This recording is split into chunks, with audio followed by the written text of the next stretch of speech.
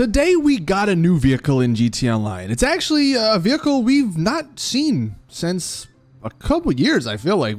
We got a new bike. And I'm not gonna lie, this bike is actually really good. But despite that, I'm gonna just say it right now, you should not buy this bike. This is absurd from Rockstar. This bike, the new Shinobi, look at this price tag, $2.5 million. That is ridiculous for a bike. I know they put some other bikes like the Shotaro and the Sanctus, those were around 2 mil. Those, I mean, at least were kind of unique. This, I mean, it looks good. I can't deny it. And as we'll come to find out, it is a good bike. It's fast, it handles good, but like, the baddie is $15,000. And it's just under what you get with the Shinobi.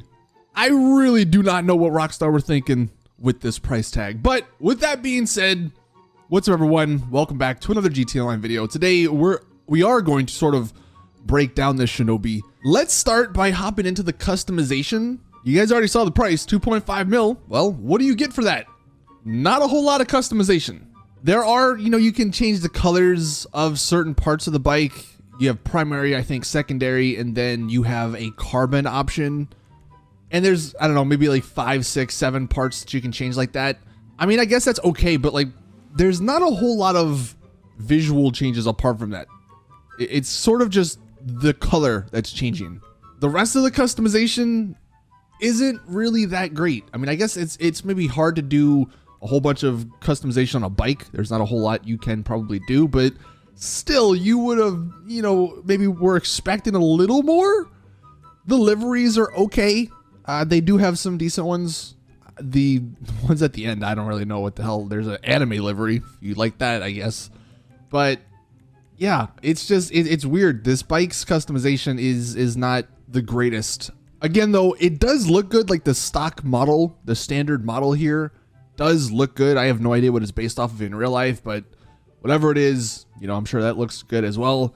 But that's the customization. So for 2.5 mil, you're not really getting a whole lot of customization. Now speed, that's, I guess, what you're potentially paying for. So I know there are other faster bikes than the body, but the body is $15,000 and that's like the go-to bike for so many people. Because even in races, if you plan on doing races, the baddie is almost better than some of those other faster bikes. I think maybe the Shotaro was the fastest prior, but we're just going to compare this Shinobi to the baddie because, again, 2.5 mil versus 15,000. The Shinobi is faster by, if you don't wheelie, I think it's faster by about 10-ish miles an hour. I believe the baddie only hit like maybe 116 without wheeling, where the Shinobi was like 126, I believe. So slightly faster in a straight line for the Shinobi. But what ends up happening with bikes, if you decide to wheelie, well, they go faster. It's the way GTA physics are. Don't know how that makes sense, but whatever. And you can see these aren't like side to side, like exact comparisons, but these are just going to be the top speeds. And you can see when you do wheelie, the baddie is more in line with the Shinobi. I think the Shinobi might hit like 130 or so when you do wheelie. Although I will say it is kind of difficult to wheelie and turn. Like, unless you're going in a complete straight line, wheeling isn't like the greatest thing to do. But yeah, you can see when you do wheelie, the Shinobi still is faster, but the baddie is a little bit closer, I guess. And ultimately, I guess this is what's it's gonna come down to you, whether or not you want to spend $2.5 million for those extra couple of miles an hour. Personally, I would say unless you have like 100 mil plus, even then I'd question it. I would just skip it or at least wait until this thing goes on sale. The majority of people probably aren't going to buy this because it is so pricey. So Rockstar might end up putting this on sale in like 2 to 3 weeks for, I don't know, 40, 50% off. That would make it a little bit more reasonable, like a 1.2 mil, 1.3, 1.4 mil. Even then, I think I might still choose the baddie. As far as like handling and all that, I guess, I mean, it's a bike. It does handle well. The problem though when it comes to bikes and speed is that there's just so much unpredictableness, if that's even a word, in GT Online. you're bound to hit something when you're going super fast. And when you're on a bike, you're gonna go flying. It's not like a car where you can just, okay, let's keep going. You're gonna go flying, you're gonna take damage, you might even die. And that's not gonna be fun. I guess if you like the challenge, if you wanna be able to control it, then sure, this could be a bike for you. But again, 2.5 mil, it's a lot. One of the weird quirks I found, actually wheeling over things, it was a little bit more difficult on this bike than, let's say, the baddie.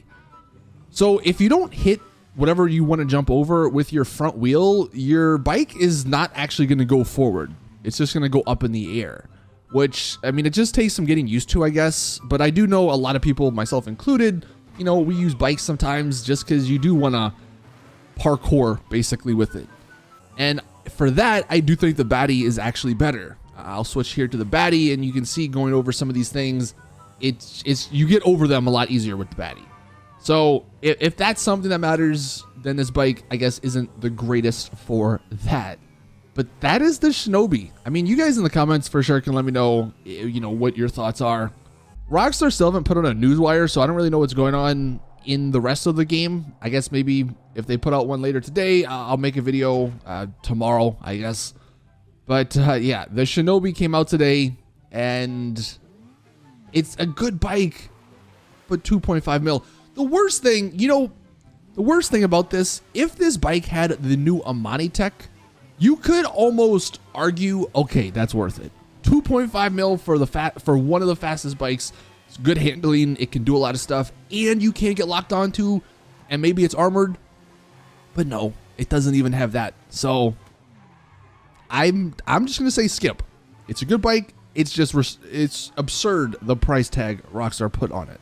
But anyway, that's gonna do it for the video. Thank you guys. Hopefully this maybe saves you guys some money, because it's a little ridiculous out here in the streets of GTA Online. But anyway, thank you guys for watching. Please drop a video like if you did enjoy. Subscribe for more GTA content. And as always, I'll see you all in the next one.